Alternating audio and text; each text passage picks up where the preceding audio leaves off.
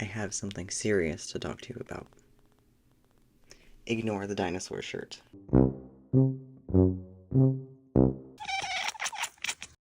Like many furries, my conversion began when I was young.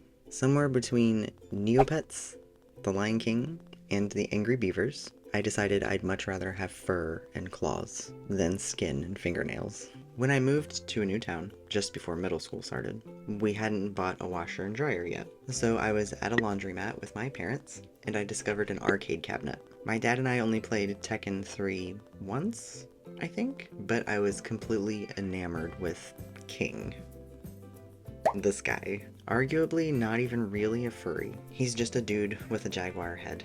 I guess he's supposed to be a luchador, but his head is just an animal head. There's no way that's a mask. Either way, luchador or weird animal head hybrid, I love him. I wanted to marry him. Or be him.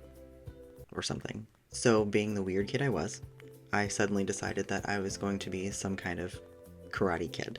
I spent the next few weeks in the backyard pretending to do karate kicks and rolling on the ground like I was evading enemies. I did have the forethought to only do this at night, after dinner, because I didn't want anybody to see me.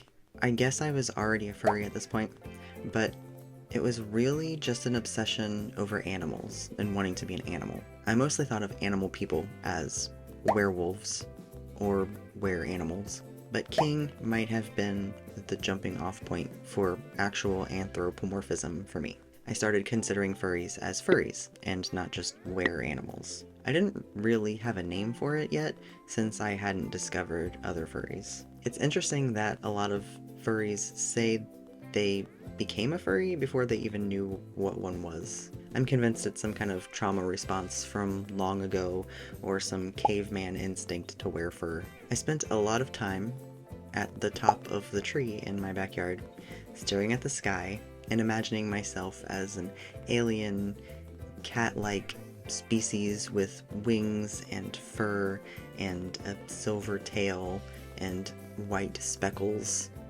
Very specific. But that species is another story. Eventually, after role-playing on some GeoCities chat rooms and learning that other furries existed, and that I wasn't alone, I decided that I needed my own fursona. It sort of evolved over time from that alien species to some kind of wolf hybrid, then to a ferret named Tala?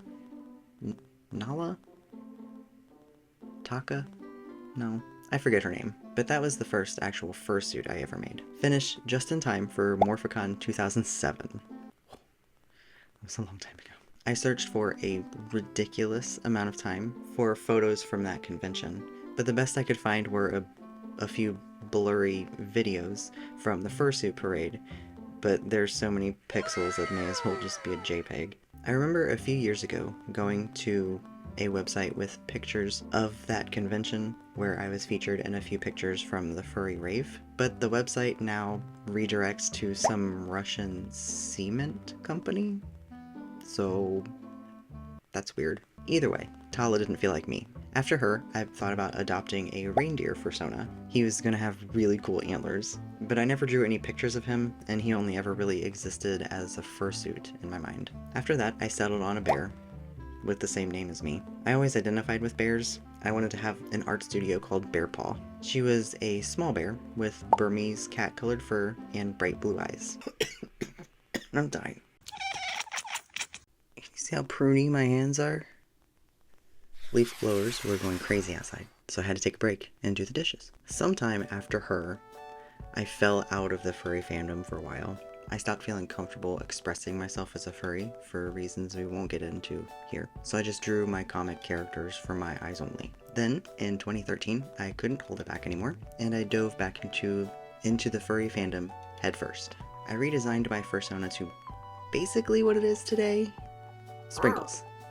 A red panda with a stupidly large tail and rainbow flecks in her fur.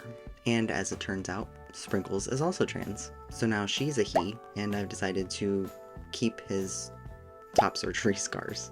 So that's it. That's my fursona story. There's nothing else. Ignore how much is left in this video.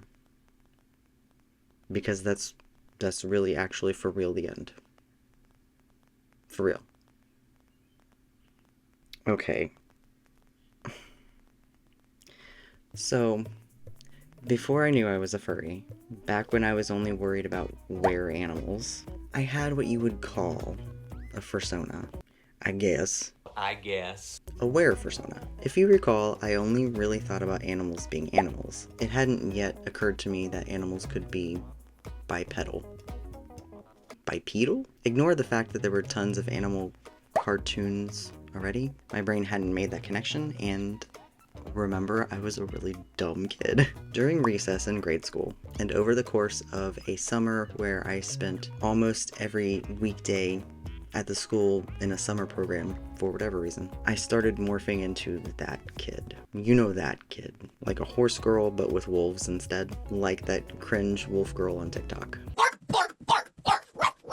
I began practicing running on all fours. I probably just looked like one of the apes from Planet of the Apes, but I was convinced I looked really cool. I didn't grow up in a great neighborhood, so I'm surprised I didn't slash one of my hands on a beer bottle at some point. In my mind, I didn't look like an ape. I looked like this awesome, amazing amalgamation of like 5 different animals.